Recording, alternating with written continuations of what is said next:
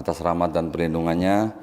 Saya dan teman-teman dari Geraha Mu'alaf hari ini sangat senang sekali kita bisa bertamu ya di Pondok Mu'alafah Iriana Center di kawasan Sentul, Bogor.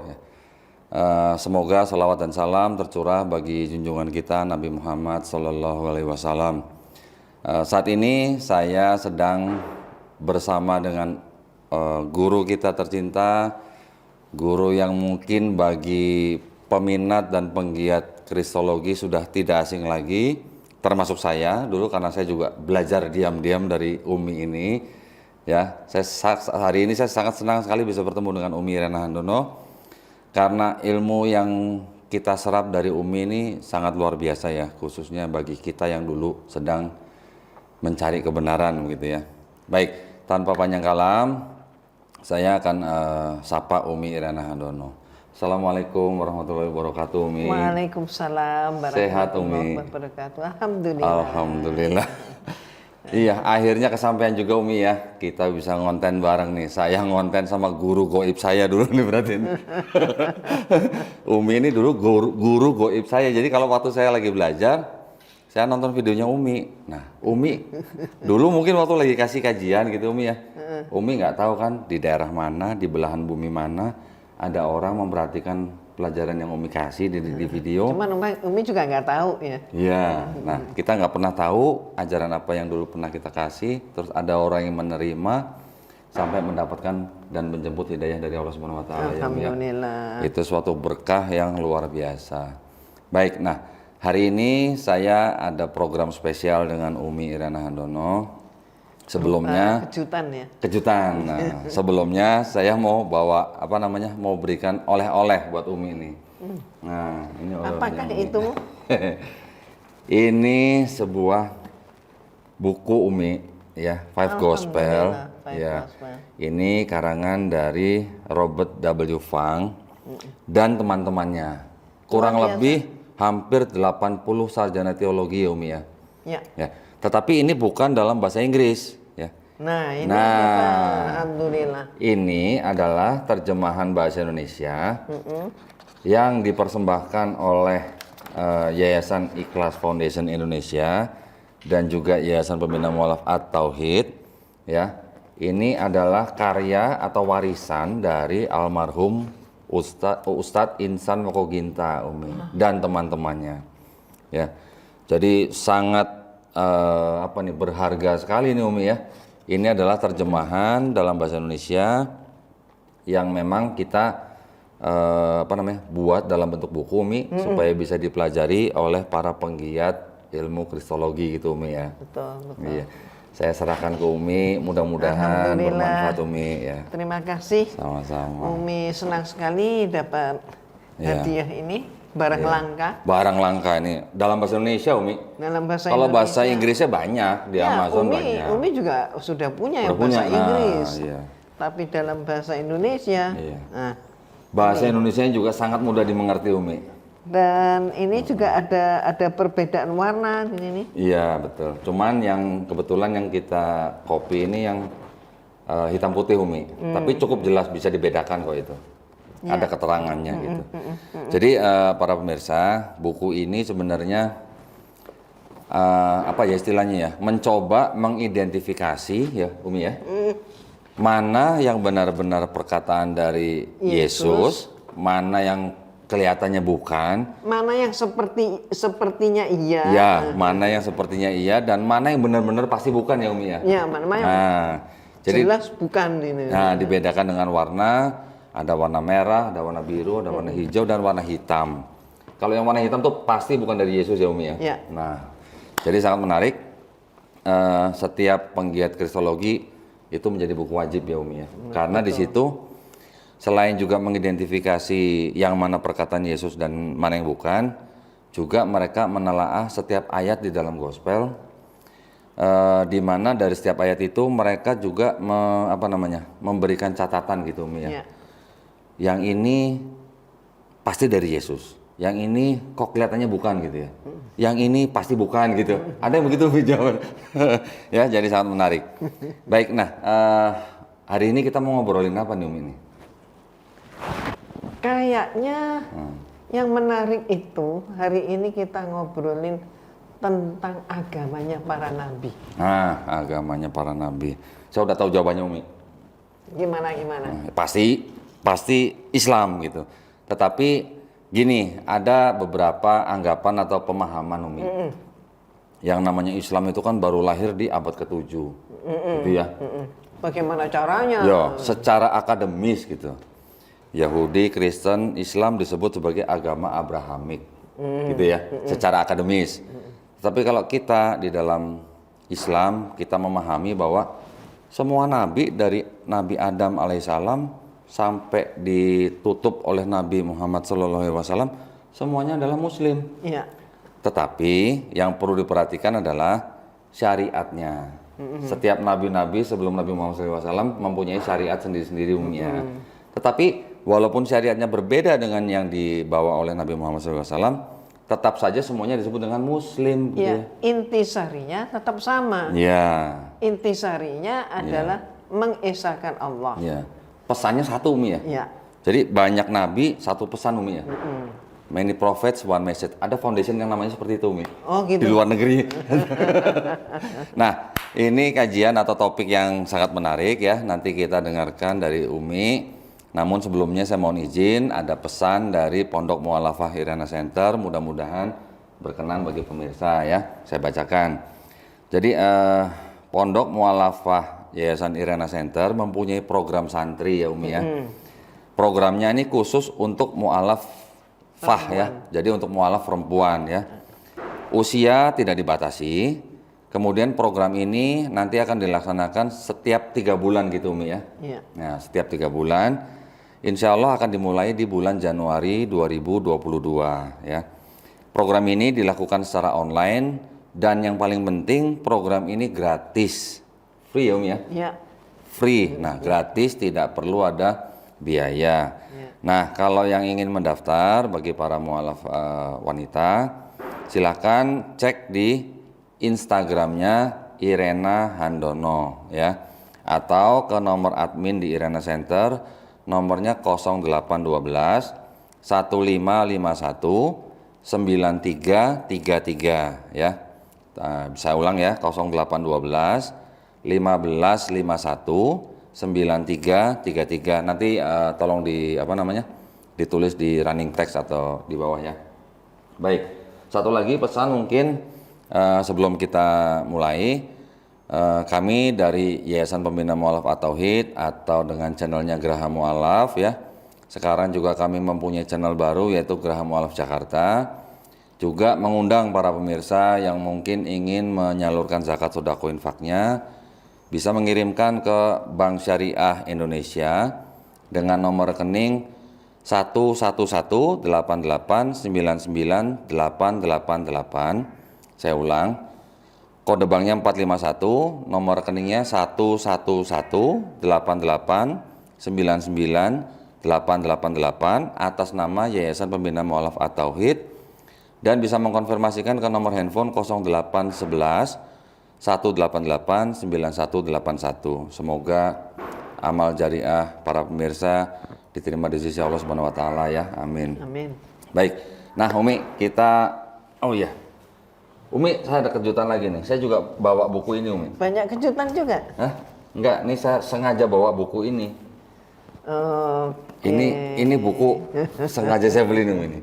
Alhamdulillah. Ya, ini karya daripada Umi Irana Handono yang berjudul Islam Dihujat, menjawab buku The Islamic Invasion karya Robert Murray.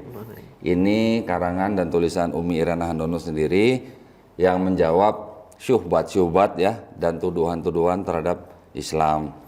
Yang kedua saya bawa ini Umi. Wah, ini juga bukunya Umi yang luar biasa nih. Buku ini Iya. di Indonesia nggak terlalu terkenal. Gitu. Tapi di luar. justru di luar. Masya Allah. Di mana tuh Umi? Amerika, Oh. Kanada. Oh, jadi diterjemahkan ke bahasa Inggris Umi ya? Ya, mereka terjemahkan dalam bahasa Inggris, tapi juga orang-orang kita yang di sana Oh, gitu. itu Iya. senang juga dengan bahasa Indonesia. Ya. Umi Irana Handono juga menulis sebuah buku yang luar biasa ya. berjudul Nabi Shallallahu Alaihi Wasallam bukan pedofili, ya, kelihatan. Nah, buku ini untuk menjawab tuduhan-tuduhan bahwa Nabi Muhammad SAW itu adalah seorang pedofil. Saya sih secara singkat Umi ya, kalau dengar tuduhan seperti ini malah senang saya menjawabnya Umi. Ya karena kita mereka sendiri ya. Ya, karena istilah pedofil sendiri baru ada tahun berapa, ya kan?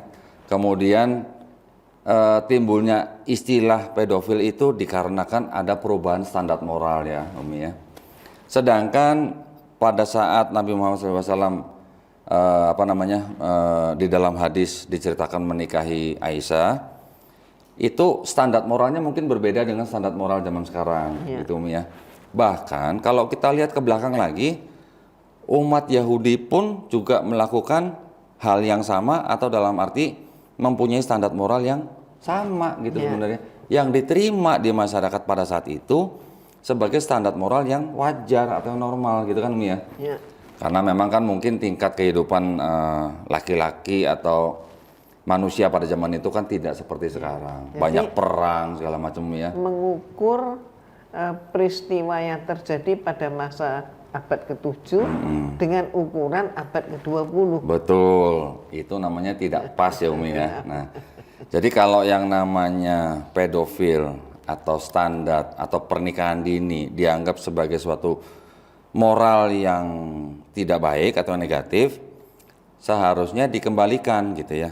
Saya cuma nanya gini aja Umi, kalau memang Nabi dianggap seorang pedofil, terus Yusuf yang dianggap ayahnya Yesus itu yang berusia 90 tahun, ini menurut sumber dari mereka Umi ya, yang berusia 90 tahun menikahi Maria, ibunda daripada Yesus, yang diperkirakan berumur 12 sampai 14 tahun, itu bisa disebut pedofil apa enggak gitu? Ya, itu dia. Kan gitu Umi ya. Satu lagi, kemudian kalau pada saat itu Nabi menikahi Aisyah radhiyallahu anha itu dianggap sebagai moral yang negatif, kira-kira ada nggak musuh Nabi pada saat itu, Umi, yang protes dengan pernikahan Nabi gitu? Nggak ada. Nggak ada. Kenapa ya? Karena wajar pada saat itu ya, gitu Umi ya. Belum lagi kalau kita ke belakang lagi, Ribka menikah umur berapa, belum lagi Bathsheba umur berapa, nah itu boleh dipelajarin lagi Umi ya. Dan satu hal yang betul-betul membuat mereka tidak bisa menjawabnya, tidak bisa menyanggah, menjelaskan juga nggak mampu. Kenapa? Karena Aisyah radhiyallahu anha itu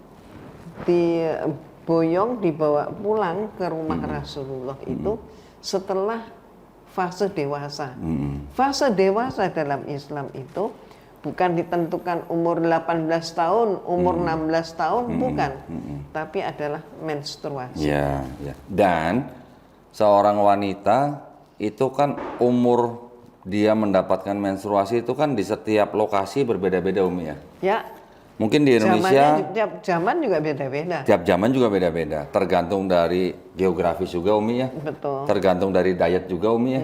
Tergantung juga dari temperatur dan keadaan sosialnya. Keadaan sosialnya. Nah, kurang lebih begitulah. Jadi mari kita ya sebagai umat muslim melihat sesuatu secara proporsional sesuai dengan zamannya. Gitu Umi ya. Betul. Baik, udah agak panjang nih Umi. Jadi kita nih nunggu nih. Jadi topik kita hari ini adalah agama nabi-nabi. Waktu dan tempat saya persilahkan Umi. Iya, Umi sih enaknya langsung kita bertanya berjawabnya. Oh, gitu. Kita kalau ngomong tentang nabi-nabi, kita tahu yang pertama kan Nabi Adam. Iya.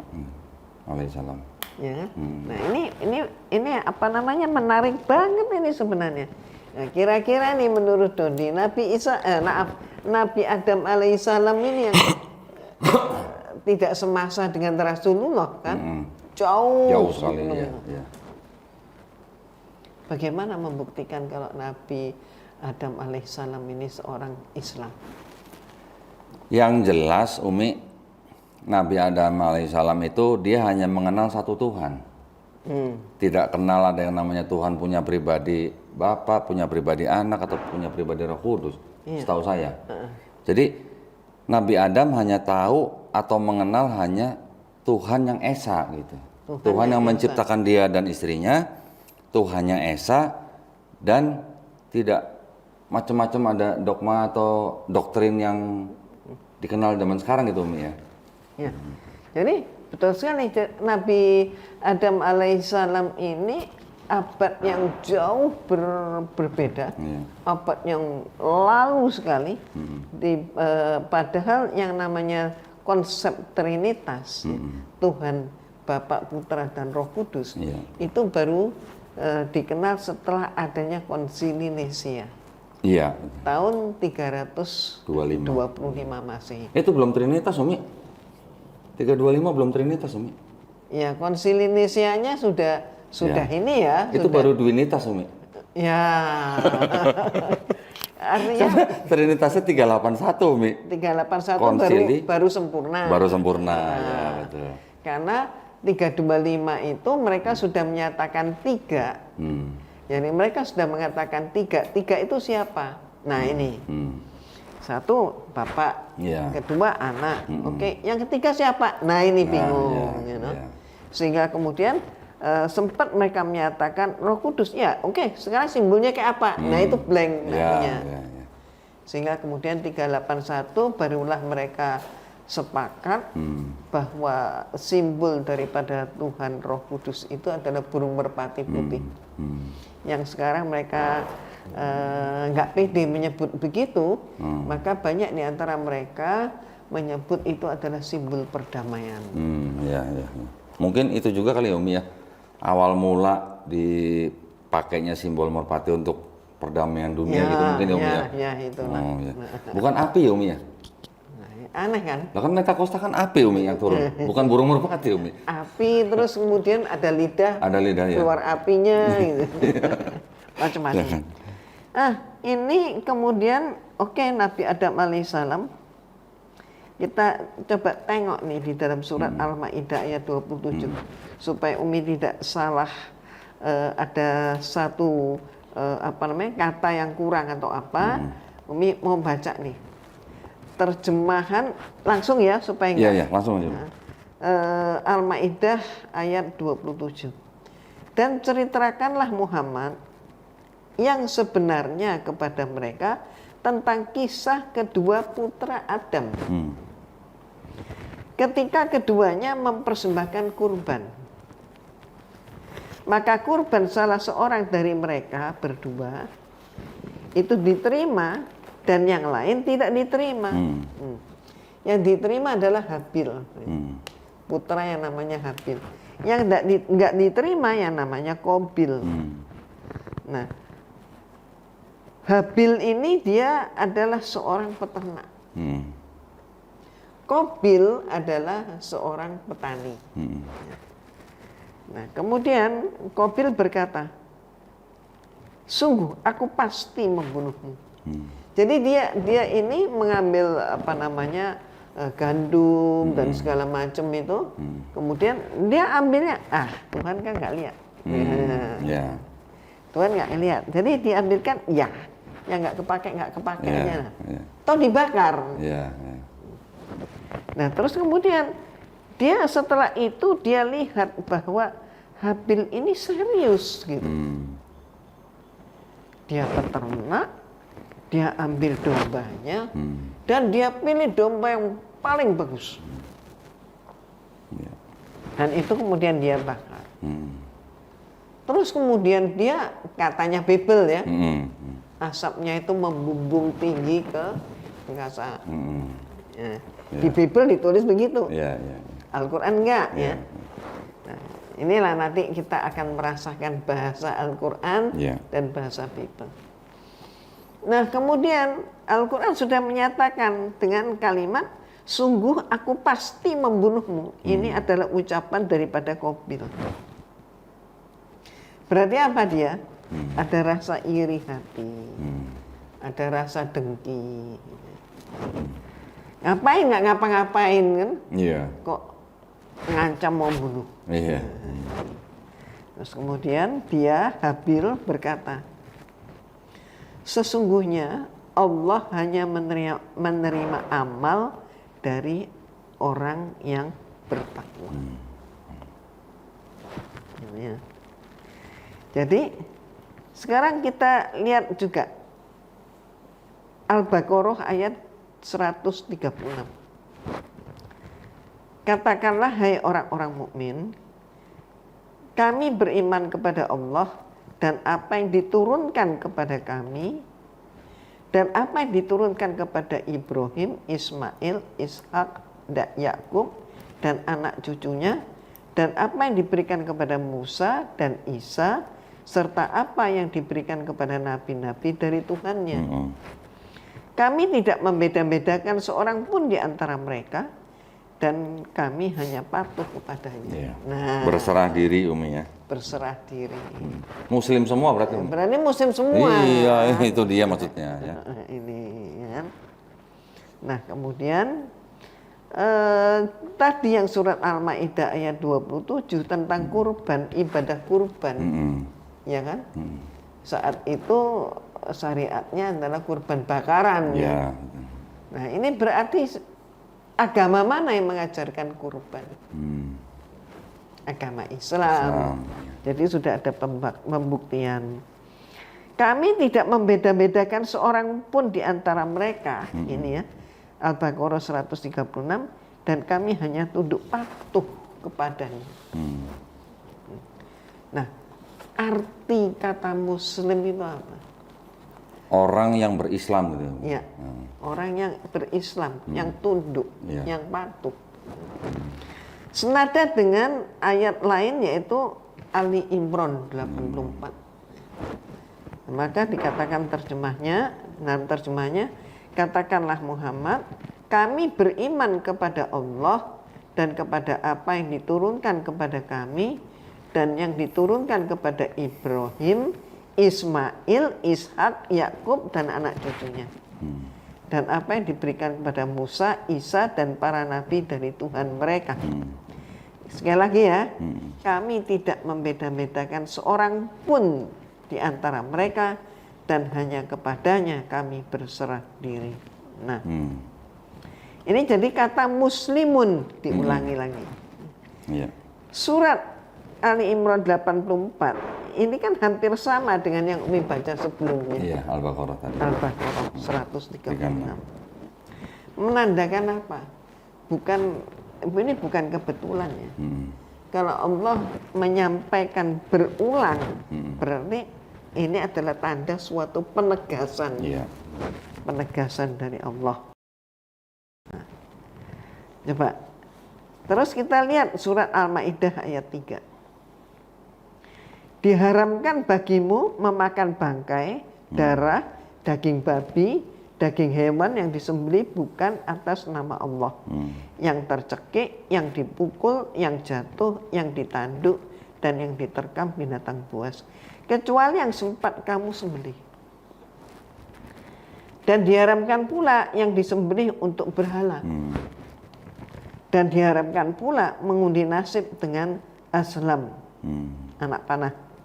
Karena itu suatu perbuatan fasik. Maka pada hari ini orang-orang kafir telah putus asa untuk mengalahkan agamamu. Sebab itu janganlah kamu takut kepada mereka, tapi takutlah kepadaku. Nah, ini ayat ini yang sangat sangat sering kita. Saya baru dengar terjemahannya aja merinding. Nih, kuncinya di sini. Pada hari ini telah aku sempurnakan agamamu untukmu.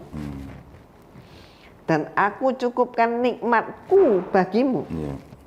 Dan telah aku ridhoi Islam sebagai agamamu. Tetapi barang siapa terpaksa karena lapar, bukan karena ingin berbuat dosa, maka sungguh Allah Maha Pengampun, Maha Penyayang. Ya. Coba, Islam agamamu. Berarti Allah Subhanahu wa Ta'ala lah yang memberikan sebutan. Agama yang diridhoinya adalah Islam. Pemeluknya disebut Muslim. Muslim. Iya. Nah, Jadi apa yang kita bisa simpulkan dari ayat-ayat yang Umi baca tadi?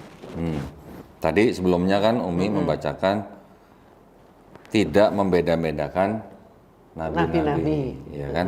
Artinya dari Nabi Adam sampai Nabi Isa Al-Masih, kemudian ditutup oleh Nabi Muhammad SAW, tidak dibeda-bedakan. Tidak dibeda-bedakan. Berarti agamanya satu dong. Agamanya satu, Islam. Itu ya, iya. Walaupun mungkin di dalam Quran tidak tertulis mereka beragama Islam gitu, mungkin Nggak mungkin. tidak tertulis ya. Tetapi sudah jelas di situ disebutkan bahwa ada kata muslimun ya semuanya ya. Dan tidak dibeda-bedakan. Kalau tidak dibeda-bedakan muslimun ya apalagi kalau bukan Islam ya Umi. Nah, Iya. ajarannya sama kan, tauhid Iya, semua. Mengesahkan Allah satu-satunya yang berhak disembah. Ya. Nah, bagaimana dengan istilah agama samawi? Nah, ya itu. Ini jelas kan, samawi itu artinya agama samawi itu samawi, agama langit. Langit ya. Agama ardi. Ardi bumi ya Umi ya. Bumi, Ya. ya, agama bumi. Agama langit maksudnya apa? Agama yang berasal dari wahyu dari Allah ya. Kita perlu uji nih. Nah, ya. Siap nih Umi. Artinya gini, dalam Al-Quran ada nggak kata agama samawi? Istilah samawi, kata samawi gitu ada nggak dalam Al-Quran? Nggak pernah ada. Tidak ada. Ya, ya. Terus apakah Rasulullah pernah mengajarkan kepada kita tentang samawi dan ardi? Nggak ada. Tidak ada. Nggak ada. Tidak ada juga. Nah, kalau tidak ada dalam Al-Quran, tidak ada dalam hadis, terus dari mana ini? Akademisi kalau saya bilang Umi.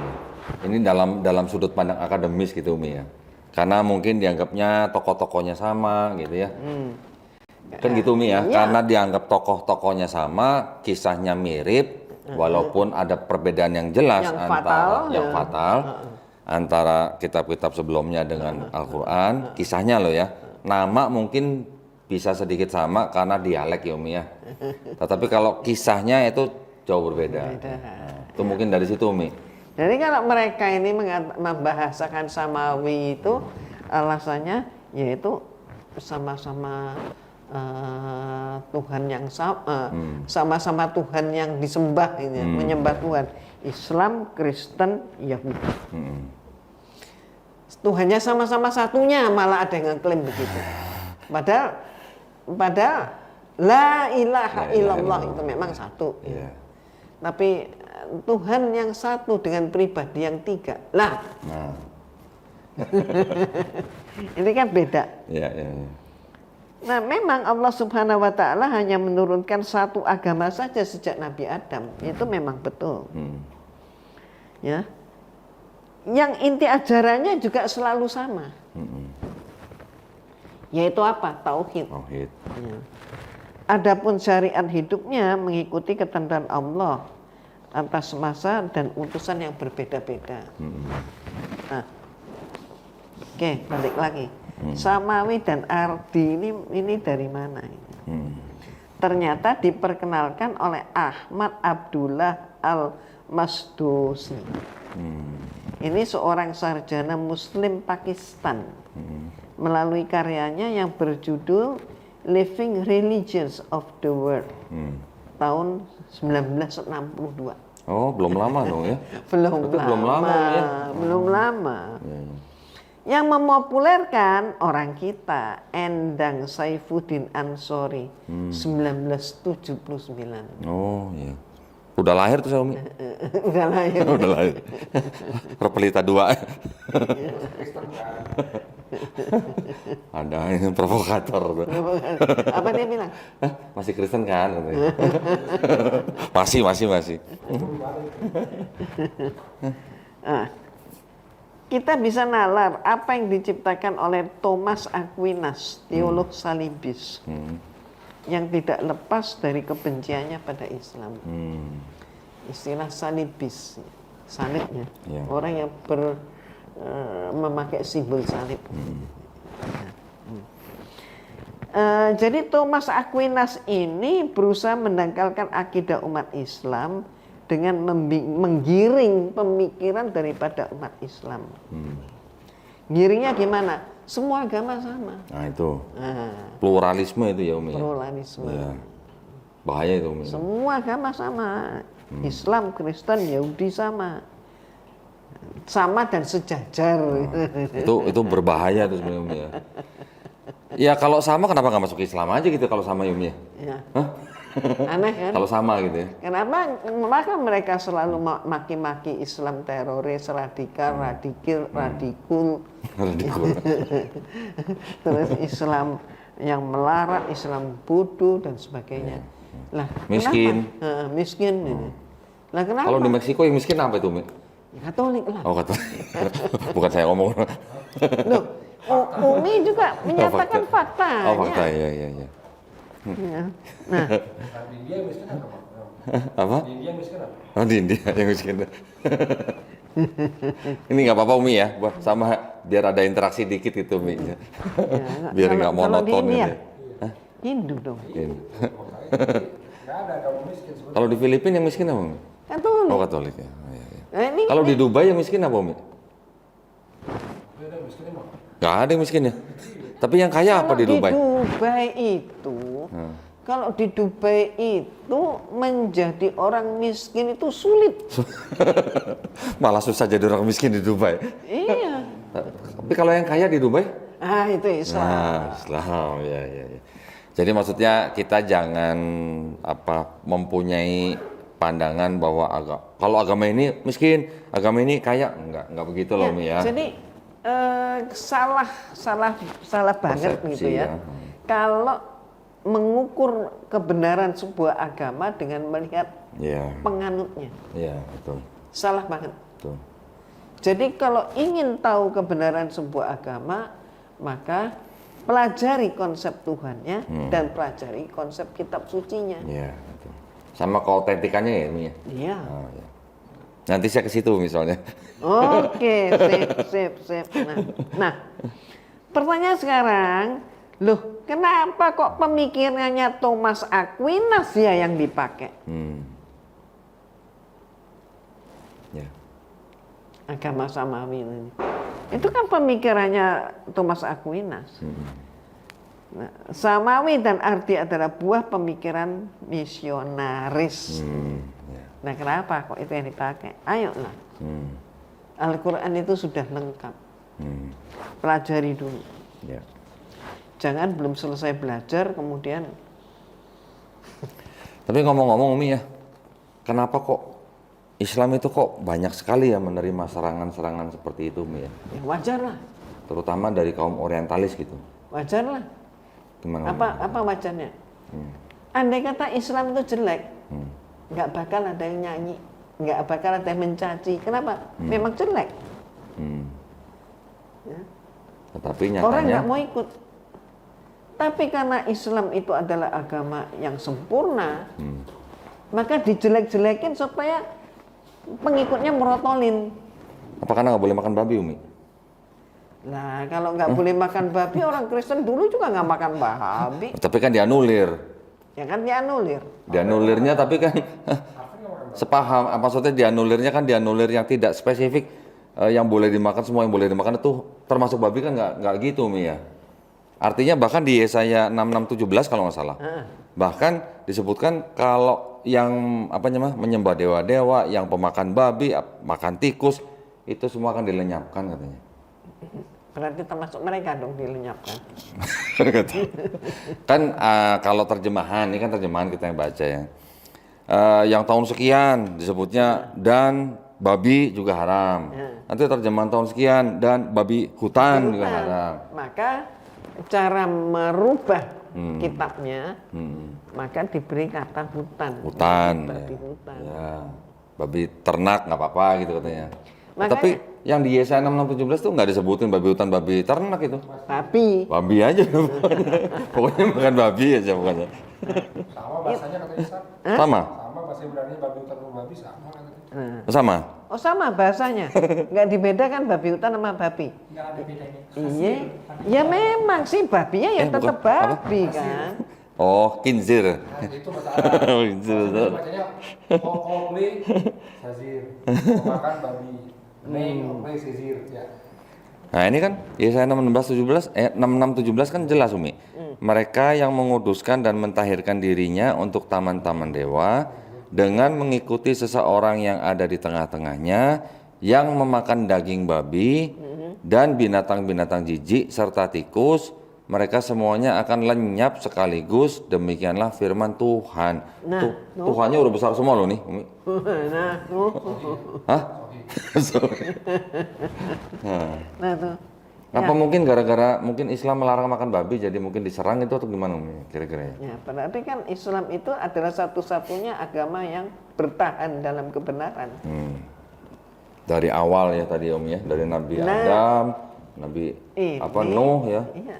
Kalau kita kembali ke Al-Maidah ayat 3. Al-yauma akmaltu lakum dinakum wa atmamtu alaikum nikmati wa raditu lakumul Islam madinah. Telah aku sempurnakan untukmu agamamu. Ya. Apa artinya disempurnakan? Allah tidak menyatakan telah aku sediakan, telah aku bikinkan Islam untukmu. Enggak. Telah aku sempurnakan, berarti dulu sudah ada. Sudah ada. Karena ada, diubah, maka disempurnakan. Mungkin syariatnya Umi ya yang disempurnakan ya. Kan nabi-nabi ini kan mempunyai syariat yang berbeda-beda ya. Tergantung pada zaman itu, tergantung untuk bangsa itu gitu kan. Syariatnya berbeda-beda, disempurnakannya pada waktu Quran diturunkan gitu Umi ya. Sepertinya ya mungkin ya. Termasuk juga mereka kan sudah membuat banyak penyimpangan terhadap ayat-ayat. Terhadap ayat-ayat yang turun pada kitab mereka. Ya. Sehingga kemudian apapun gitu ya. Kalau kita lihat di dalam Bible yang sekarang ini dikatakan babi hutan, ya ini berarti mereka kan juga sudah membuat suatu penyimpangan, sehingga banyak orang Kristen sekarang doyan makan babi. Ada juga mungkin karena adat mungkin Umi. Bisa jadi. Apa mungkin karena tuntutan adat sehingga menganulir yang dianggap kitab suci mereka sendiri gitu? Kalau katanya mereka sih daging babi itu nikmat kata mereka. Emang enak Umi? Kata dia hoce itu kata Umi. Udah. Ya jadi itulah ya. Jadi ayo kita ini oleh Allah diberi hidupnya cuman pendek ya. Kenapa kok pendek? Iya, karena ya akhirat itulah yang kekal abadi. Iya. Kita ini ibaratnya kan seperti apa ya? Orang main sandiwara, pasti ada bubarnya. Iya. Hidup manusia juga begitu. Nah, berarti ayolah hidup cuman sekali, jangan sampai salah pilih. Iya. Ini cuma transit ya Umi ya. Transit. Alangkah ruginya ya. Iya, kalau sudah transit salah. Nah, oke, kita lanjut lagi. Siap. Nabi Adam. Adam, ya. Terus sampai kemudian ujungnya Nabi Isa. Iya. Kita lompat dulu ya. Iya. Ujungnya Nabi Isa, baru kemudian Rasulullah SAW yang mereka tidak mau mengakui kan? Nabi palsu katanya Umi. Katanya begitu. Iya. Nah, coba kita buka kembali Al-Quran surat Ali Imran 84 dan Al-Maidah 136. Ya. Dari dua surat itu agama Nabi Isa alaihissalam apa? Ali Imran ayat berapa tadi Umi? Ali Imran 84. Oh, 84. Ali Imran 84. Terjemahannya, katakanlah Muhammad, kami beriman kepada Allah dan kepada apa yang diturunkan kepada kami dan yang diturunkan kepada Ibrahim, Ismail, Ishak, Yakub dan anak cucunya, dan apa yang diberikan kepada Musa, Isa dan para nabi dari Tuhan mereka. Kami tidak membeda-bedakan seorang pun di antara mereka, dan hanya kepadanya kami berserah diri. Ya. Ini muslimun lagi nih ini. Iya, ya kan? Nah, jadi jelas kan? Jadi agamanya Nabi Isa apa? Ya sudah jelas, Islam. Tidak bisa enggak, itu udah nyata banget. Jadi kalau di antara kita, di antara sesama Muslim misalnya, ada yang mengatakan agamanya Nabi Isa itu Kristen, itu gimana? Waduh. Pengen ketawa sebenarnya kalau dengar itu ya. Salah besar. Salah besar. Karena kan kata Kristen sendiri itu kan timbul setelah Paulus dan Barnabas menetap di Antioquia selama setahun, Umi. Ya? 3 tahun. 3 tahun ya? Kisah Para Rasul 11:26 kalau nggak salah. Saya coba. Kisah Para Rasul 11:26. Iya, betul. Setahun ya. Satu tahun lamanya, Umi. Mereka tinggal bersama-sama dengan jemaat itu 1 tahun lamanya. Sambil mengajar banyak orang di Antioquia lah murid-murid itu untuk pertama kalinya disebut Kristen. Yang ngomong ini adalah kitabnya orang Kristen. Ya. Maka kalau ada orang Kristen yang nggak mau ngakuin bahwa Kristen itu dibuat oleh Paulus, ya berarti nyangkal kitabnya sendiri. Iya. Berarti kan pada saat Yesus masih hidup di bumi ini belum ada kata Kristen ya, Umi ya? Jadi kalau Umi menyimpulkan, ini mereka ini menyalip di tikungan. Oh. Jadi gini. MotoGP dong, menyalip di tikungan. Kata Umi menyalip di tikungan itu. Jadi artinya gini, antara Yesus sama Paulus itu kurang lebih usianya nggak jauh beda. Beda 4 tahun kalau nggak salah, Umi ya. Ya sekitar itu. Ya. Ketika Yesus katakanlah kalau Yesus ke kiri, Paulus tahu begitu dia ke kanan. Oh, gitu ya. Kalau Yesus ke depan, dia dapat info, dia ke belakang. Gitu ya. Dia tidak pernah duduk bersama. Nggak pernah ngopi bareng Satu Yesus? majelis nggak pernah. Nggak pernah ngopi bareng, Umi ya? Ngopi bareng. Oh, iya. Nah, nama Paulus pun tidak ada di dalam urutan murid-murid inti. Yesus, iya. Kan ada 12 murid inti. Tidak ada nama Paulus. Mereka hidup sejaman tapi tidak pernah ngopi bareng. Ketika suatu saat Yesus itu mengalami suatu persoalan gitu ya. Maka kemudian itulah cara dia membelah, dia masuk. Dia berhasil kasak kusuk dan kemudian membelah murid Yesus. Sehingga sebagian ikut dia. Padahal Yesus sudah bilang, carilah domba yang tersesat di kalangan Bani Israel. Jangan sekali-kali kamu masuk ke dalam kota orang Samaria. Iya. Jadi kan berarti pindah provinsi aja nggak boleh. Iya. Nggak boleh antar provinsi gitu, Umi. Nggak boleh, antar provinsi nggak boleh. Nah, tapi kemudian ini diajak ke Antioquia. Dan ternyata di Antioquia nggak kurang-kurang. Itu istilahnya apa? Tinggal bersama selama 1 tahun. Mendapat pelajaran dari Paulus. Berarti apa dong? Kaderisasi. Iya. Ada suatu ajaran baru yang mana Paulus tidak menerima ajaran itu langsung dari Yesus gitu, Umi ya? Iya. Dia merombak ajaran Yesus. Ya, dia jadi dia punya tabib Paulus ini. Lukas. Ya. Dan Lukas itu mencatat semua ucapan gurunya, yaitu siapa? Paulus ya. Dan dianggap itu sebagai ucapan Yesus. Nah, itulah ceritanya. Nah, kenapa kok dia nggak mendirikan agama sendiriannya? Ya, enggak lah, dia nggak punya nama. Dia tidak populer. Dia populer kalau dia dompleng nama Yesus. Nah, ini dia belah berhasil dia pengaruhi sebagian murid Yesus, dibawa ke Antioquia, maka di sana dikader selama 1 tahun, makan, tidur, belajar dalam satu rumah. Maka setelah 1 tahun itulah mereka mendeklarasikan Kristen. Jadi sebenarnya yang buat Kristen ya mereka ini, Paulus ini. Nah, oke ya, Umi sampai situ dulu. Nanti kita menarik kalau kita dalami lagi. Siap Umi. Ya. Tapi gini Umi nih, saya bukan mau ngebelain Paulus nih.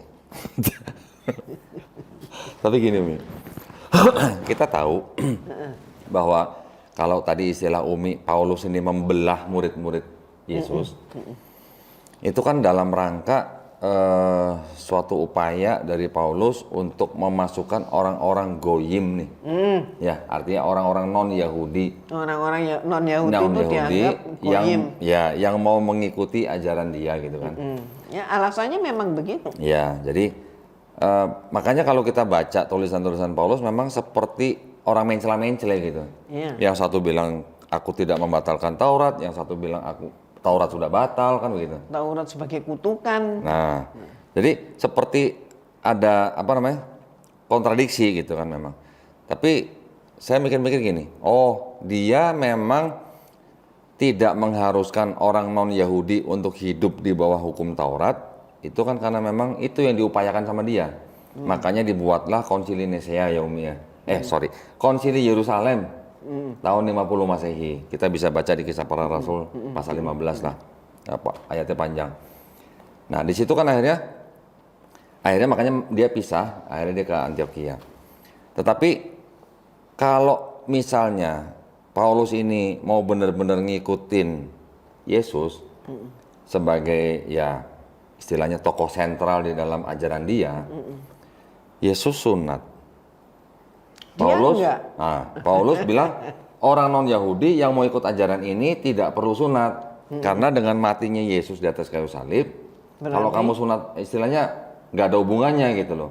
Jadi tidak ada hubungannya sunat fisik dengan yang sudah dilakukan oleh Yesus di atas kayu salib katanya. Suka-suka dia lah. Nah katanya. Nah sedangkan di ajaran di dalam Perjanjian Lama kita juga tahu bahwa sunat fisik itu adalah suatu perjanjian yang kekal dengan Abraham gitu kan. Jadi artinya sampai Yesus pun dia tetap disunat Yesusnya gitu. Karena Yesus hidup di bawah hukum Taurat gitu kan. Paulus bilang untuk non Yahudi nggak perlu sunat, sunat hati aja udah cukup gitu. Dan dia sendiri nggak sunat.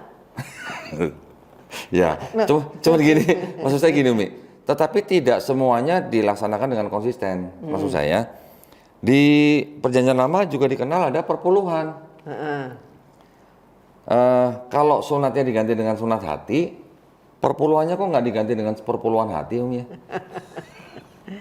Jadi gini, kita untuk ngomongin si Paulus itu, kita harus tahu siapa dia. Iya, dia tuh orang malah yang mengejar-ngejar murid Yesus ya. Ya, termasuk Stefanus itu kan dirajam oleh dia. Iya betul.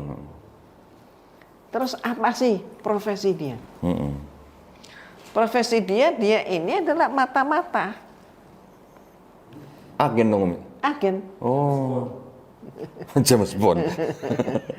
Jadi mata-mata Romawi. Jadi terus orang tuanya kayak apa? Ya maaf ya.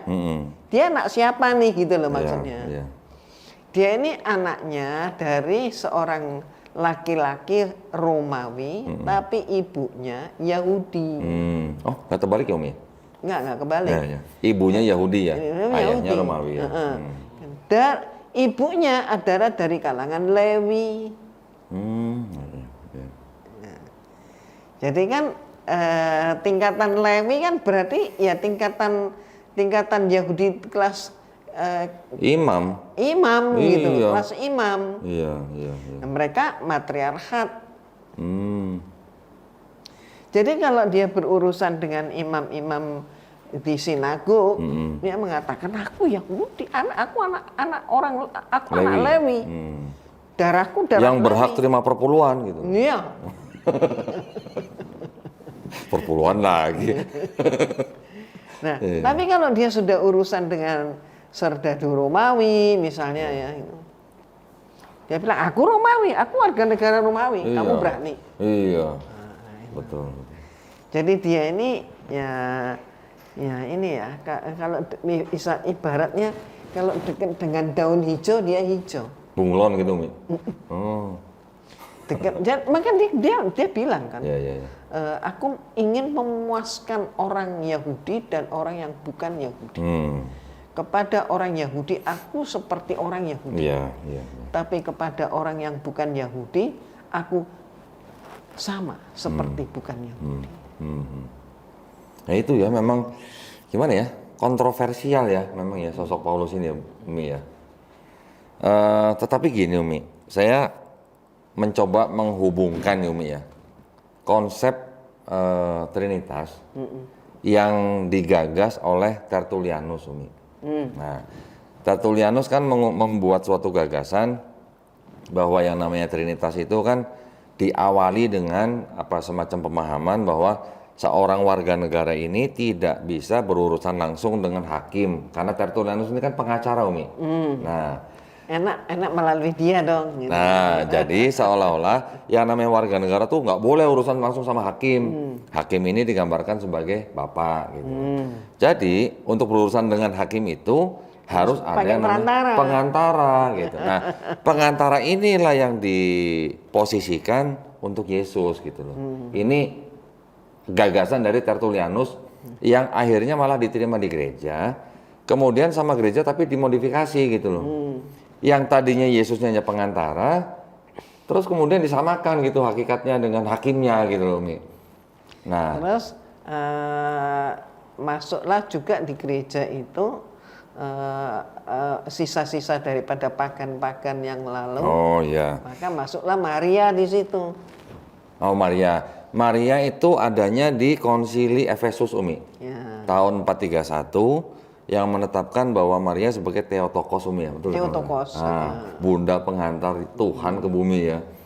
Itu kalau nggak salah, Umi, itu untuk untuk menetapkan bahwa ajaran yang disebut dengan Koliridianisme yang menyembah Maria sebagai Tuhan itu adalah sesat gitu. Ya. Gitu ya. Tetapi saya ingin kembali sedikit tadi, Umi, ke Paulus. Yang saya baca ternyata tulisannya Paulus ini kok sepertinya sama dengan gagasannya Tertullianus nih. Jangan-jangan apakah Tertullianus ngutip dari Paulus atau nyontek dari konsepnya Paulus atau bagaimana? Karena balik. Tapi gini, Umi, saya baca di mana tulisannya Paulus di Galatia 3:20 ya. Seorang pengantara bukan hanya mewakili satu orang saja. Sedangkan Allah adalah satu. Nah, yang disebut pengantara di sini kan berarti kan Yesus, Umi. Allah Bapa berarti kan. Berarti Yesus ini disebut pengantara nih sama Paulus nih. Mewakili orang banyak. Mewakili orang banyak. Bapaknya Allah satu gitu. Kan tadi Tertullianus juga begitu. Tidak bisa orang berurusan dengan hakim tanpa pengantara gitu. Harus melalui perantara Harus orang banyak pengantara, ini. iya. Kok mirip ya, Umi ya gitu ya. Konsepnya gitu maksud saya. Apa jangan-jangan gimana? Yang nyontek siapa? Siapa nyontek siapa ini? Kalau Tertullianus kan itu udah di abad kedua, Umi. Sedangkan Paulus kan di abad pertama. Berarti kalau begini kayaknya Tertullianus yang nyontek Paulus sepertinya. Gitu nggak, Umi? Kira-kira? Ya susah ya. Susahnya kenapa? Mereka ini saling mengklaim. Ya. Apakah benar seperti itu? Apakah memang Tertullianus itu hidupnya pada abad kedua? Tapi yang saya baca gini, Umi, malah gagasannya Tertullianus ini yang dipakai sebagai cikal bakal konsep Trinitas, tetapi pada akhirnya malah Tertullianus ini dibuang dari gereja gitu. Dia malah ngikut ajaran yang lain gitu, Tertullianusnya. Nah, kita sama-sama tahu lah, Umi ya. Kalau konsep Trinitas ini kan sebenarnya juga tidak ujuk-ujuk dari Tertullianus langsung diterima semua gitu kan. Kan gereja juga mengalami evolusi lah, dari mulai awal ada paham yang namanya doketisme, kemudian nggak lama diganti dengan separatisme, nggak lama diganti dengan modalisme. Yang cukup lama nih modalisme, Umi. Ya, Nah. sekarang kapitalisme. Nah, itu pecahannya kan banyak lah ya. Tetapi setelah modalisme barulah timbul trinitarisme gitu kan yang dipakai. Tetapi tidak murni dari yang dari Tertullianus itu, Mi. Trinitasnya itu. Kalau trinitasnya yang ditetapkan di dalam gereja kan jadinya Bapa tidak sama dengan anak, anak tidak sama dengan Roh Kudus, Roh Kudus tidak sama dengan Bapa, tetapi ketiganya adalah Tuhan. Nah, gitu. Berarti kesimpulannya akal jangan dipakai. Ya, pakai saja dalil pokoknya. Oh, dari pokoknya. Iya, iya, iya. Jadi kalau akal dipakai keluar nanti dari gereja. Iya, iya. Jadi yang bisa manusia jangan pakai akal. Oh, gitu. Kalau Ya. manusia pakai akal akan terjadi orang-orang kafir kata mereka. Oh, kata mereka. Gitu kan ya. Iya, iya. Jadi imani saja gitu, Mi ya. Ya, iman itu adalah percaya dengan dogma. Ya, ya, ya. Percaya itu adalah tidak butuh pembuktian. Enggak, karena kalau saya bandingkan gitu, Mi, berarti tulisannya Paulus kan tadi sama dengan konsepnya Tertullianus, Mi.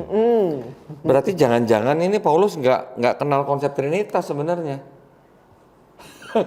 Ya, Karena dia menaruh Yesus sebagai pengantara, Umi. Nah, di ayat lain kan Paulus juga mengatakan bahwa kepala dari wanita adalah Tuhan. Kepala dari wanita, kepalanya wanita adalah laki-laki. laki-laki. Kepalanya laki-laki adalah Tuhan. Yesus.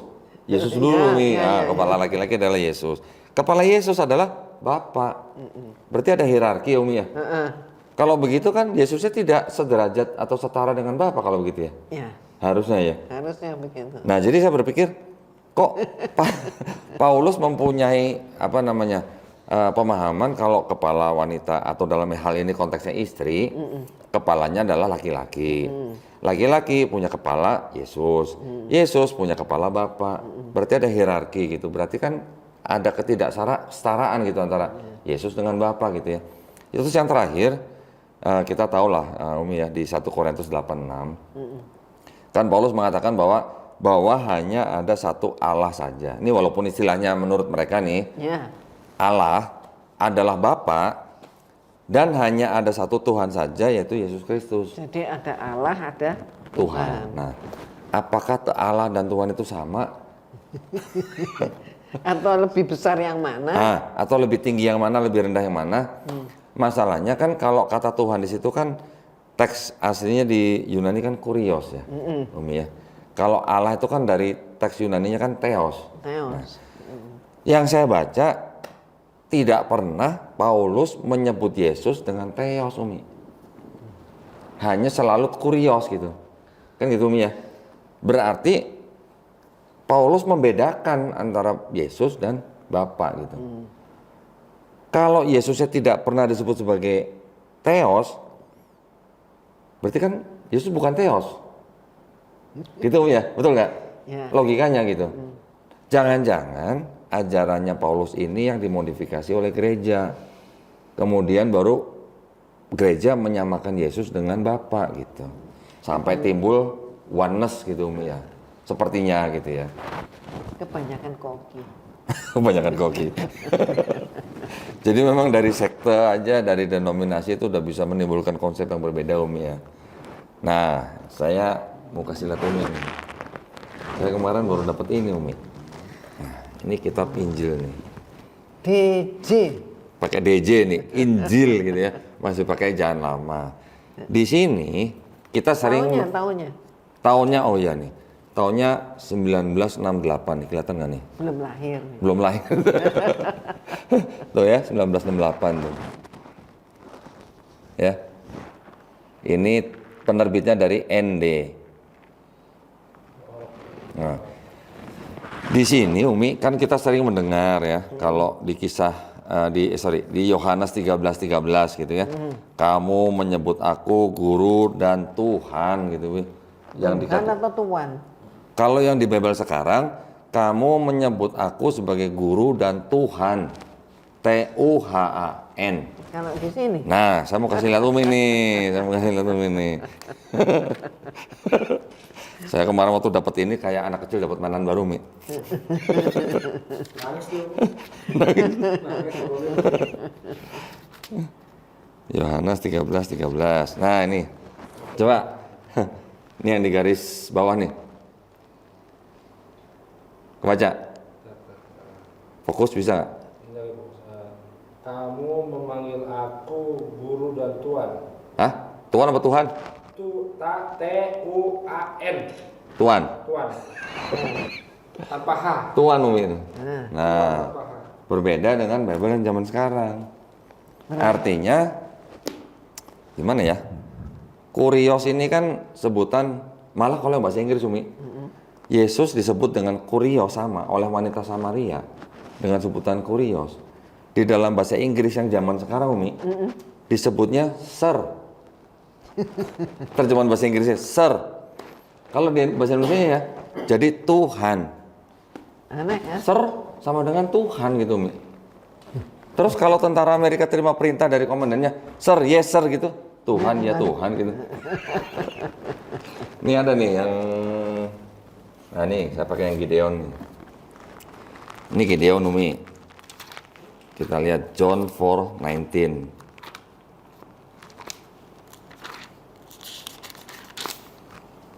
John 4. Nah nih. The woman said to him, "Sir, I perceive that you are a prophet." Ini masuk akal loh kalau ini, bener ya. Tuan, saya baru tahu kalau kamu adalah nabi gitu. Nah kalau yang bahasa Indonesianya, Tuhan, ternyata kamu seorang nabi. Kan lucu ya. Mereka tidak bisa membedakan antara zat dan Zat, ya betul. Mana? Nih ayat 19 nih, baca nggak? Sir. The woman said to him, "Sir, perceive that you are a prophet." Ya, him. Sir ya, sir. Sir. Tuhan apa Tuhan? Tuan, walaupun himnya besar gitu ya. Walaupun himnya besar. Nah, jadi ada memang sepertinya mungkin kalau buat apa ya, penerjemahan seperti itu mungkin sepertinya sepele ya Umi ya. Kalau orang yang tidak tahu ya. Kalau orang yang tidak tahu dan tidak mau ngerti. Nggak mau ngerti ya. Tapi kalau pokoknya asal bilang, gereja bilang, pokoknya Yesus itu Tuhan. Ya. Tuhan yang menjelma sendiri menjadi manusia gitu ke bumi gitu.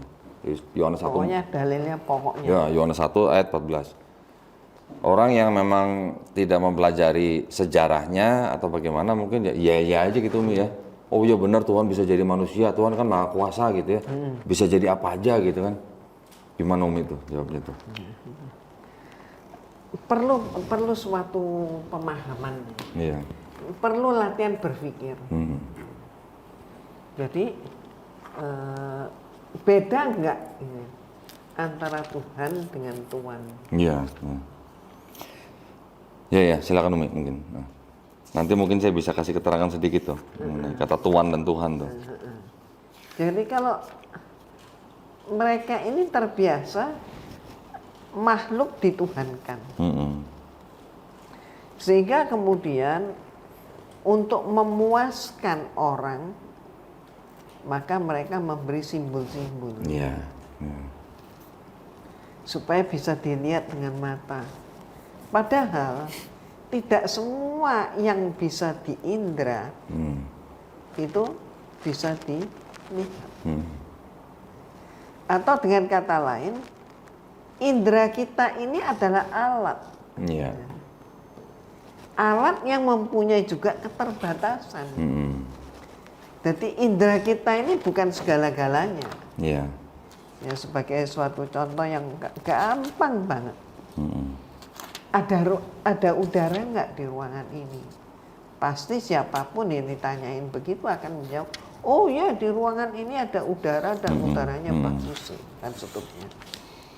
Lah, bagaimana kamu mengatakan di ruangan ini ada udara padahal kamu nggak melihat? Nah ini contohnya. Nah demikian pula mereka itu tidak bisa membedakan mana Allah dan mana ciptaannya. Ya. Sehingga karena nggak bisa membedakan, nggak tahu batasannya, maka mereka sampai membuat suatu pemikiran bahwa Allah itu menjelma menjadi manusia. Iya, iya. Betul. Akhirnya terjebak. Akhirnya kalau orang kebentur-bentur begitu. Sampai perlu putra begitu. Ya. Perlu perlu kemudian duduk di atas singgasana di langit gitu ya. Sampai perlu yang namanya sudah mati tapi bisa hidup lagi. Maka sudah mati bisa hidup lagi, berarti dia di atas kemampuan manusia. Berarti dia adalah Tuhan. Tapi di Bible disebutkan yang membangkitkan Yesus tuh ya Bapa kok, Umi. Nggak bangkit sendiri kok. Nggak bangkit sendiri. Iya. Umi, tadi saya sempat dengar Umi bilang kalau mereka tidak bisa membedakan antara zat dan zat. Ya Umi ya. DZAT dan ZAT. Nah, kalau zat dalam Islam kita paham bahwa itu sebenarnya adalah sebuah essence ya Umi ya. Atau self gitu ya, persons gitu ya, pribadi gitu. Tetapi kalau zat yang tanpa D itu kan matters ya Umi ya. Zat itu materi, bisa padat, cair, bisa gas, bisa cair. Itu ada bukunya loh, sampai salah loh. Jadi ada seorang misionaris atau pendeta, dia membuat buku untuk menyatakan bahwa orang Islam itu Tuhannya juga banyak. Cover bukunya itu pakai Ka'bah. Umat Islam banyak yang, mohon maaf, cari buku ketika mau haji atau mau umroh, lihat itu tertarik, terus dibeli. Tapi dalamnya itu menyatakan tentang yang kita bahas ini, yaitu bahwa zat itu ada 3. Buktinya kalau orang Islam menyembah Tuhan banyak. Zat ada 3, padat, cair, gas. Mana yang disembah? Cair enggak lah, gas enggak lah. Jadi berarti orang Islam itu satu-satunya yaitu menyembah zat padat. Zat padat apa? Batu hitam. Batu hitam apa? Ada yang bilang Ka'bah, ada yang bilang Hajar Aswad. Nah inilah, mohon maaf ya, kegagalan berpikir atau kesalahan berpikir yang perlu diketahui. Istilah zat itu hanya ada di dalam Al-Quran saja, monopoli Al-Quran. Maka kalau mau berbicara tentang zat, harusnya pakai konsep Al-Quran. Nah, sekarang saya mau tunjukin ke Umi. Yang ini Umi. Kitab Suci Injil. Glenn, bacain sini Glenn. Kitab Suci Injil ya Umi ya. Ini terjemahan bahasa Indonesia. Yang menerbitkan nih Umi. LAI. Tahun? Lembaga Alkitab Indonesia tahun 2011. Nih, zoom. Ya. Ini lagi ngomongin zat sama zat nih. Kitab Suci Injil LAI 2000. Udah baca? Udah? Kitab Suci Injil LAI Jakarta 2011. Bukan 2011 ya? 2011 sih. Hah? Iya dong. Biasa, saya udah biasa bercanda mana ya Umi. Umi, Ibrani 1 ayat 3 Umi. Umi yang baca deh biar puas deh. Mananya ayat 3 nih? Nanti lu bacain Glenn. Dialah cahaya kemuliaan Allah, perwujudan yang sempurna dari zat Allah. Itu ada kata zat Umi ya? Iya, ZAT. Nggak ada D-nya? Nggak pakai. Bukan zat ya? Nggak pakai. Nggak pakai? Zat Allah. Kita tunjukkan Umi ke pemirsa ayat 3 nih. Kacau kan? Sama. Nih, ayat 3 nih mulai nih. Bisa baca? Ayat 3. Zoom dulu. Ayat 3. 4, 3-nya mana? Atasan dikit. Turun dikit. Naikin lah, kebanyakan. Dialah cahaya kemuliaan Allah, perwujudan yang sempurna dari zat Allah, Dialah yang menopang segala sesuatunya dengan kuasa sabdanya. Dia pula lah yang kemudian duduk di sebelah kanan yang maha besar, di tempat yang maha tinggi, layak menghapus dosa-dosa manusia. Zat. Zat. Pakai D nggak? Nggak. Oh enggak. Jadi ini zat padat, zat gas atau zat cair?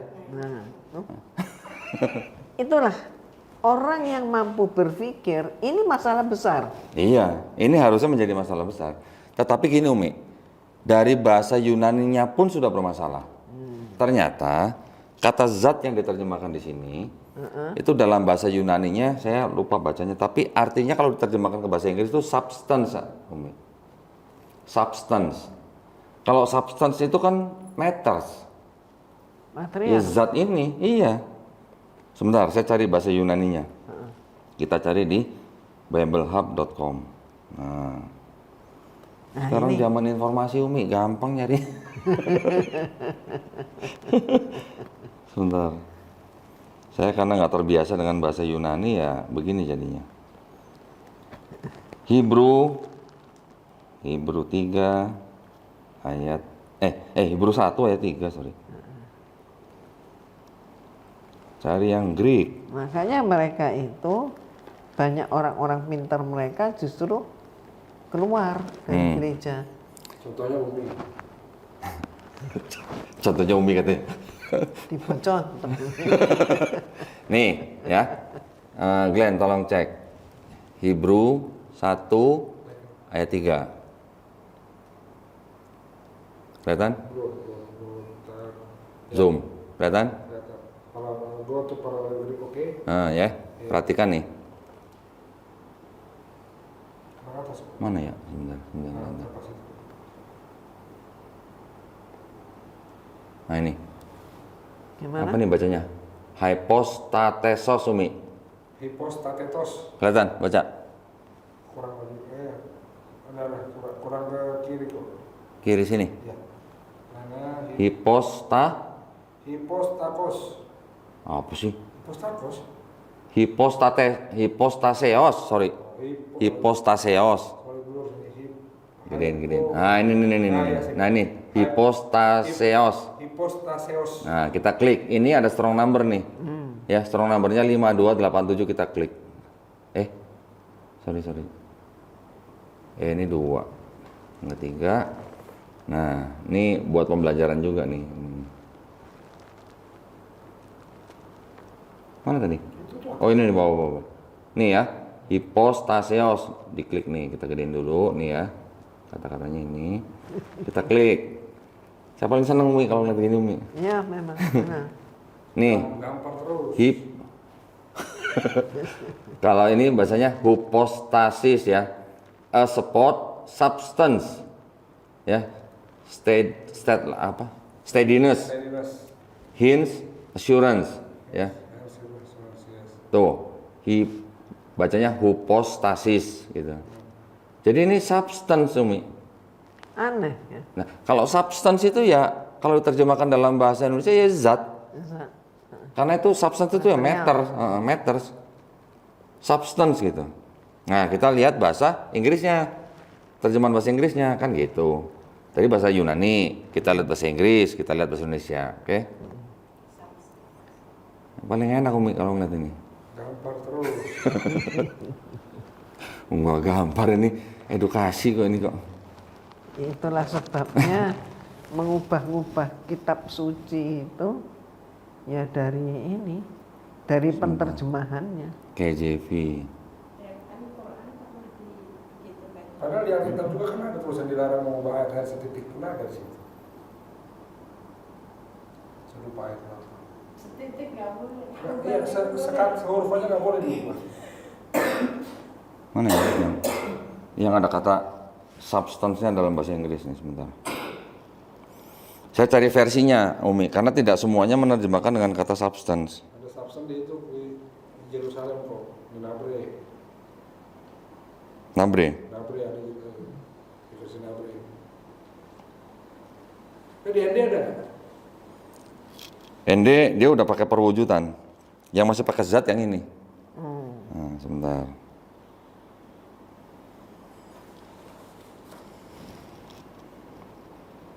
Substance.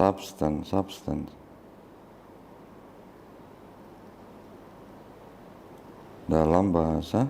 Nah, ini English Revised Version, Umi. Nah, Hebrew 1 ayat 3. Sebentar ya, saya cari ya. English Revised Version. Oh, beda ya sama ini ya. Revised Version, Revised Standard Version mungkin beda ya. Sepertinya beda. Maka Beda ya? namanya juga berbeda. Iya. Sudah direvisi Bentar, ya. bentar. New Revised Edition berarti sudah direvisi. Enggak, beda versi itu. Beda versi. Ada gambarnya itu kan. Oh, ini bukan pakai version. Bukan pakai substance. Yang ini yang menggunakan kata substance nih. English Revised Version. Nah, bisa gede ini. Ini yang ini. Kelihatan nggak? English Revised Version. Hebrew 1 verse 3 ya kan. Nah, ya versinya English Revised Version masih pakai kata substance. Ini Holy Bible. Udah dilihat. Sebentar, bukan. Udah, ya pakai substance ya. Sebentar. Saya konfirmasi di biblehub.com. English Revised Version. Kita pakai yang ini aja. Multi. Nanti dia keluar semua versinya.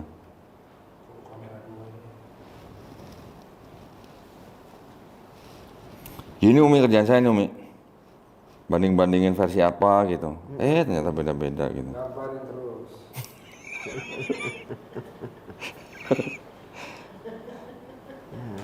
Greek mana Greek? Tapi orang yang ngikutin YouTube-nya bener-bener. Wah, kemarin ada yang kebakaran jenggot di YouTube. Kenapa?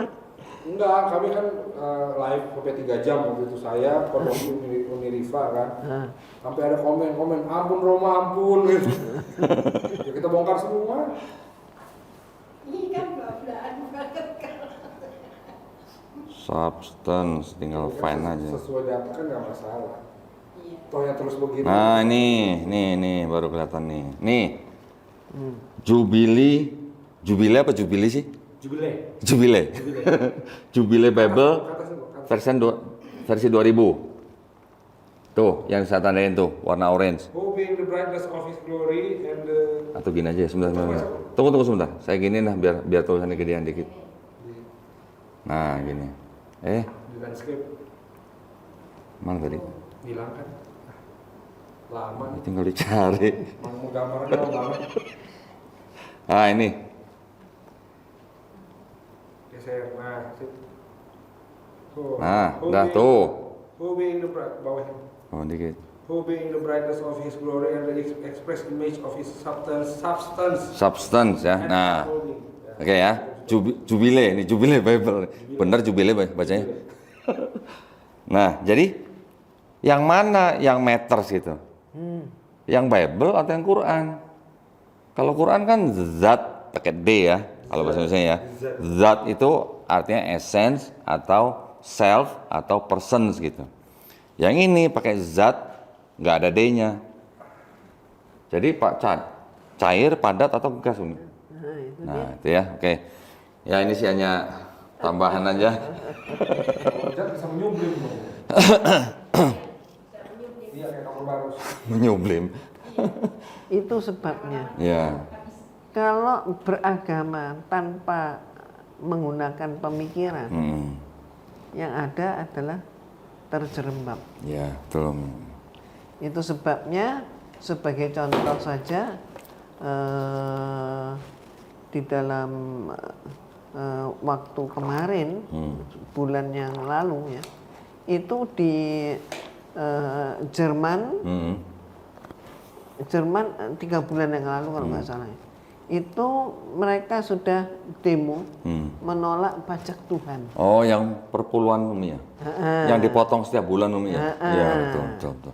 Terus kemudian Prancis, itu bulan kemarin, ada 2000 gereja yang dibongkar. Yang bongkar siapa? Government mereka. Oh, malah pemerintahnya ya? Kenapa kok dibongkar? Ya karena sudah jadi sudah jadi kuil-kuil rumah-rumah kuno, lama, udah nggak bisa dipakai. Ada yang jadi masjid nggak, Umi?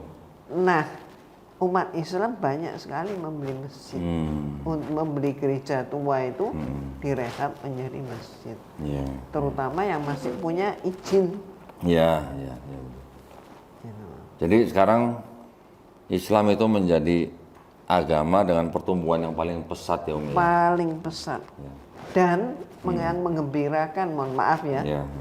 adalah Islam ini menjadi agama, menjadi sangat diminati oleh mereka kaum berpikir. Oh iya. Sementara orang yang nggak mau mikir ya nggak bakal ketemu. Iya. Jadi bagi mereka yang tidak berpikir ya mungkin fine-fine aja. Tapi giliran dipotong tiap bulan protes gitu ya, Umi. Nah, Umi, saya mau kasih lihat lagi, Umi. Ini saya datang bawa buku berat-berat. Umi udah pernah ngeliat ini, Umi? Umi itu sudah cukup lama nggak melihat buku ini, makanya tadi gitu. ketawa-ketawa. Oh, tapi dulu pernah ngeliat, Umi ya? Pernah lihat, pernah lihat. lihat. Pernah punya atau pernah lihat aja, Umi? Pernah lihat. Pernah lihat. Di perpustakaan itu ada. Oh, ada ya? Oh, iya. Berarti nggak semua orang Katolik punya begitu, enggak? Iya, berarti nggak semuanya dapat, Umi ya? Enggak semua. Kenapa? Dulu waktu Umi seminari itu nggak dibagi, Umi ya? Nggak dibagi udah. Oh. Pada waktu itu sudah istilah Umi Bibel kompromi.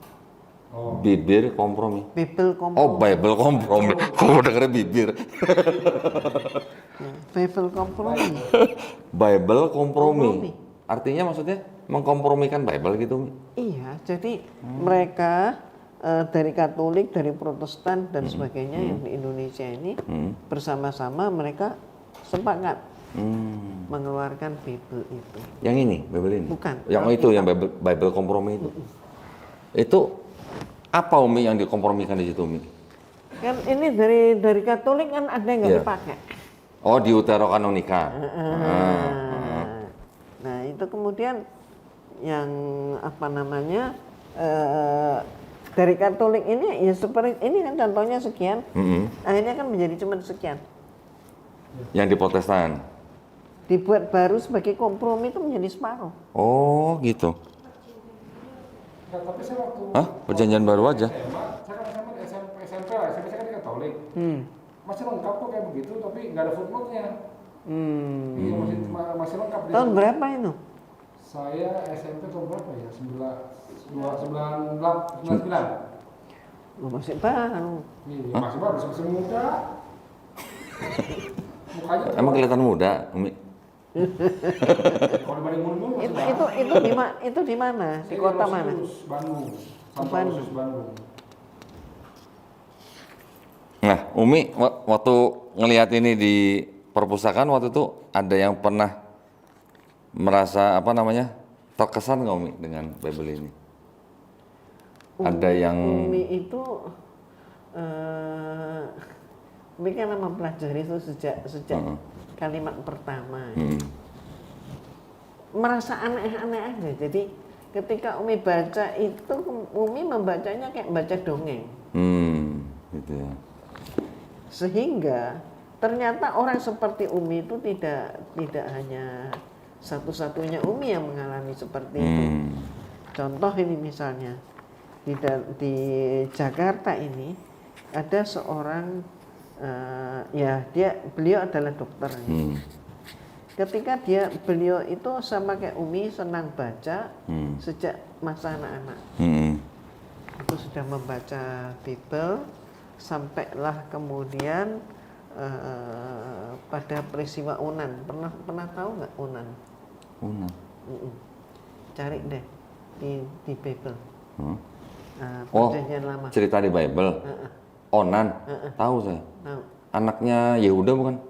Ya, bukan anaknya Yehuda. Yehuda mendapat perintah Anak kedua dari kalau nggak salah. Tuhan untuk menyampaikan kepada Onan, seorang pangeran yang kakaknya Onan ini calon raja. Oh, lain. Itu meninggal sebelum mempunyai keturunan. Rajanya yang sedang memimpin itu sudah lanjut usia. Anaknya putra mahkota sudah meninggal, tidak punya keturunan. Maka Tuhan memberi perintah kepada Yehuda untuk menyampaikan kepada Onan, salah satu pangeran. Perintahnya adalah hampirilah istri kakakmu, bangkitkanlah keturunan bagi kakakmu. Itu Kejadian 38 bukan Umi? Coba buka dulu. Itu anaknya Yehuda itu.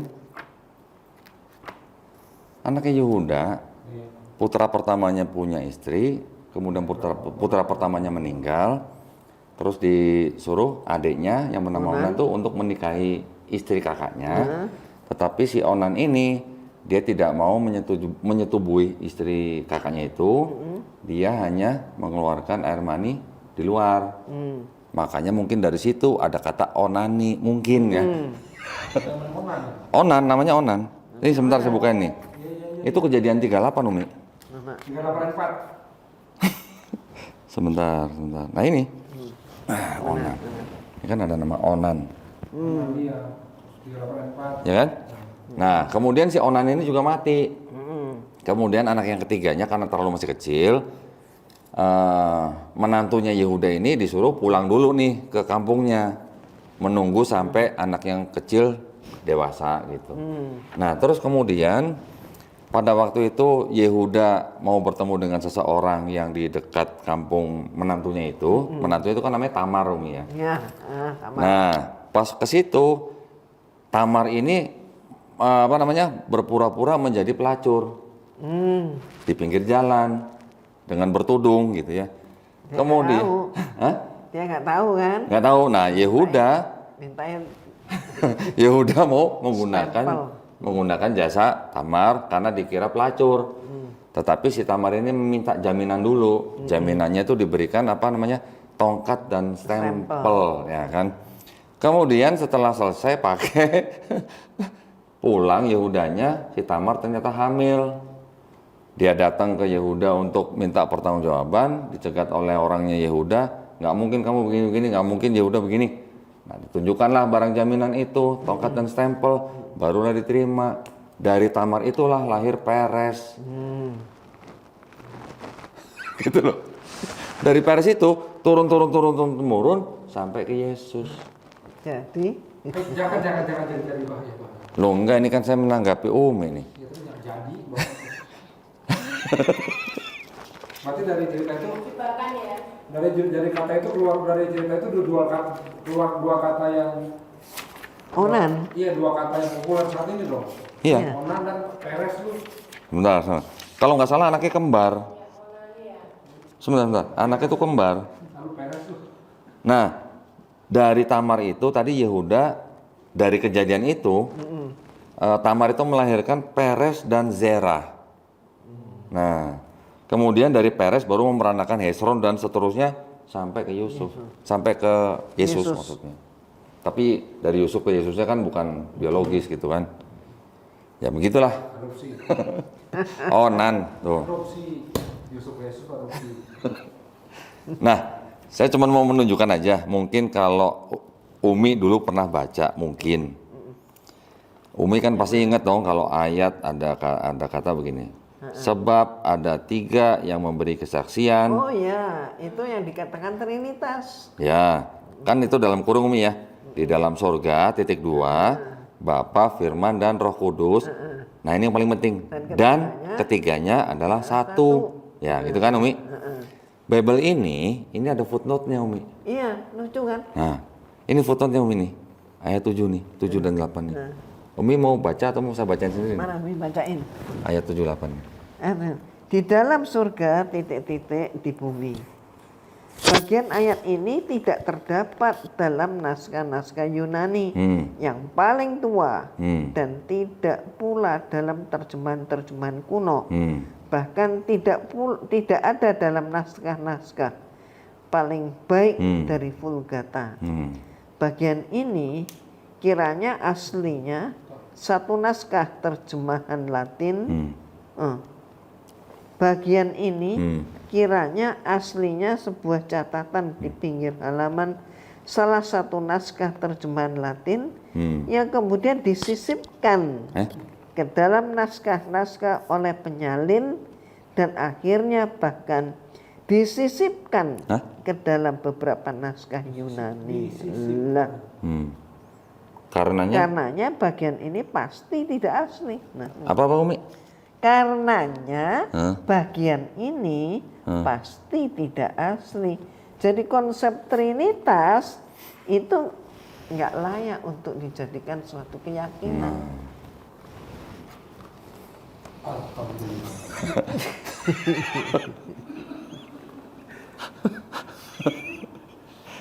Gimana Umi?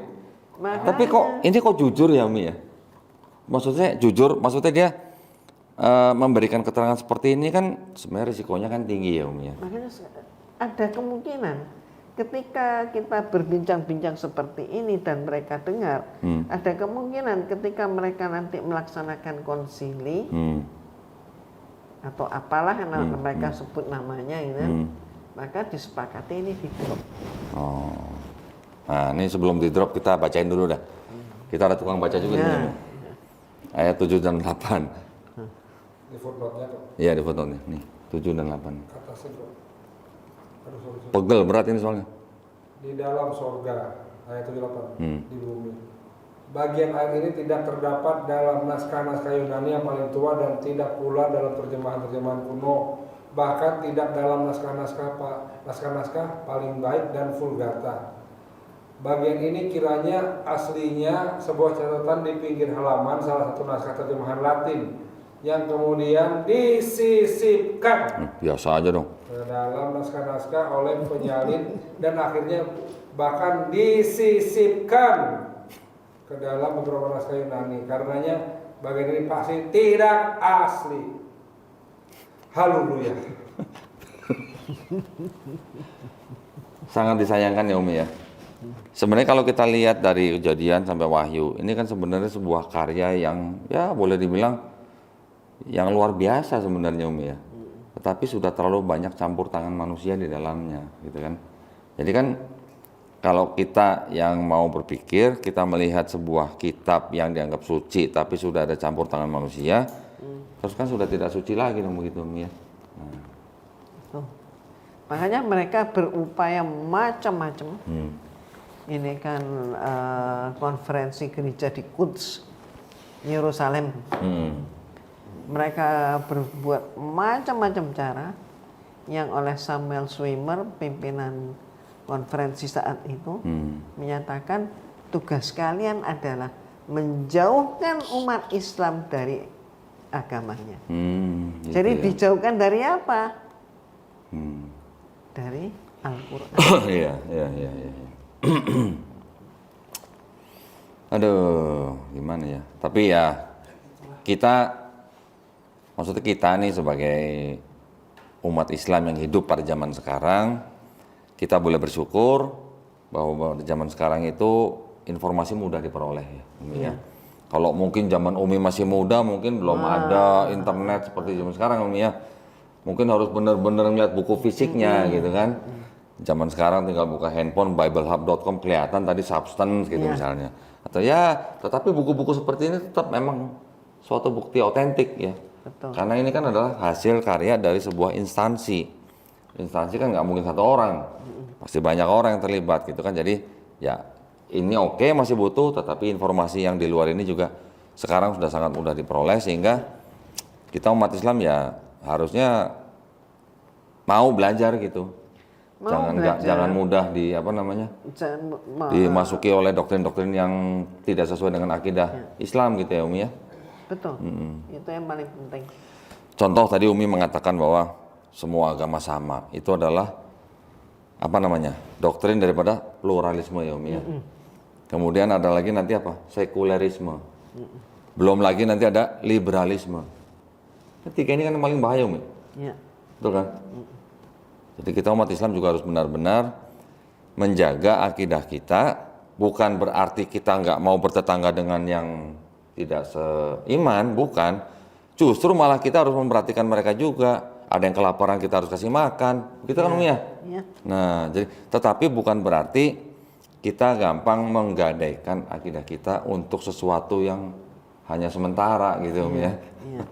Ya, gitu. Jangan larut. Jangan larut, ya. Baik, aduh Umi nggak terasa nih udah hampir 2 jam ya kita ngobrol nih Umi nih. Alhamdulillah.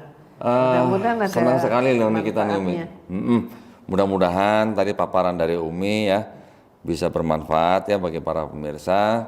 Senang sekali kita bisa berkunjung nih di kediamannya Umi Irena Handono dan mendapatkan ilmu yang dulu mungkin kita cuma bisa ngeliat nonton di YouTube. Ini sekarang kita bisa dengar langsung nih gitu ya. Dulu saya nonton rekamannya doang kalau di YouTube kok. Rekamannya doang? Rekaman Uni Oh, masih iya, muda, iya, masih ada. Iya, iya. Ya, kalau sekarang saya ngerekam loh. Iya, saya ngerekam. Si Glenn boleh juga nih. Dulu dia nonton rekaman, sekarang dia ngerekam ya. Masya Allah ya. Mudah-mudahan Allah jaga kesehatan Umi ya. Semoga sehat selalu ya. Umi ini kalau boleh dibilang nih ilmunya ilmu langka nih. Dari zaman Umi dulu masuk YouTube itu mungkin di Indonesia juga nggak banyak Umi ya mempelajari kristologi ya. Tapi kita tahu lah ya mungkin ada Ustadz Nababan, ada almarhum Ustadz Insan Boko Ginta, ada Ustadz Yusuf Ismail, bahkan ada Kiai Haji Abdullah Wasian ya, almarhum. Banyak, tetapi yang wanita yang saya tahu nih cuman Umi Irena yang gimana ya, yang menonjol gitu Umi. Jadi ini adalah sebuah ilmu yang memang buat kita penggiat apologet ini sebuah ilmu yang penting. Tadi Umi udah sebut-sebut pagan, sebenarnya saya udah mau nambahin sebenarnya. itu nanti yang lain kali aja Umi ya. Baik, kalau gitu kami mengucapkan banyak terima kasih Umi atas waktunya. Umi udah waktunya istirahat ya. Nah, mudah-mudahan obrolan kita pada siang hari ini bermanfaat bagi para pemirsa. Saya ingin mengulang lagi tadi pesan yang dititipkan bagi para mualafah ya, untuk mualaf perempuan. Di Pondok Mualafah Yayasan Center Irena Center ini ada program santri ya, program santri mualafah Yayasan Irena Center. Ini khusus untuk mualaf perempuan, kemudian usianya tidak dibatasi. Artinya nggak dibatasi itu usia dewasa ya, sampai dengan sebelum pikun. Oh, sebelum pikun. Nah, sebelum pikun itu beda-beda gitu ya. Masih muda pikun. Ya, kemudian programnya 3 bulan, dimulai dari bulan Januari 2022, dilaksanakan programnya dengan cara online. Dan yang paling penting program ini gratis ya, Sel ya, betul ya? Oke, nah yang mau daftar bisa cek di informasi di Instagramnya Umi Irena Handono, juga bisa ke nomor handphone 0812 1551 9333 ya. Nanti yang merespons admin Irena Center, gitu ya. Saya ulang nomornya 0812 1551 9333 ya. Mudah-mudahan kalau ada yang membutuhkan bisa segera mendaftar.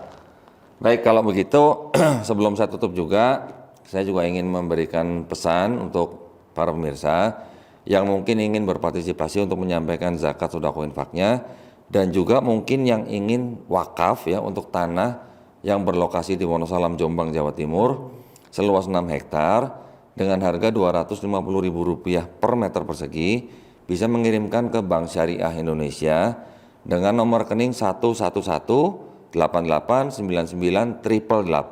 Ya, saya ulang, 111889988 atas nama Yayasan Pembina Mualaf At-Tauhid, dan bisa mengkonfirmasikan ke nomor handphone 0811 188 9181. Barakallah, mudah-mudahan diterima di sisi Allah amal jariah para pemirsa. Dan karena waktu juga yang memisahkan kita, akhirnya kami juga harus pamit mundur diri ya. Wabillahi taufiq wal hidayah. Wassalamualaikum warahmatullahi wabarakatuh. Terima kasih banyak Umi. Waalaikumsalam warahmatullahi wabarakatuh.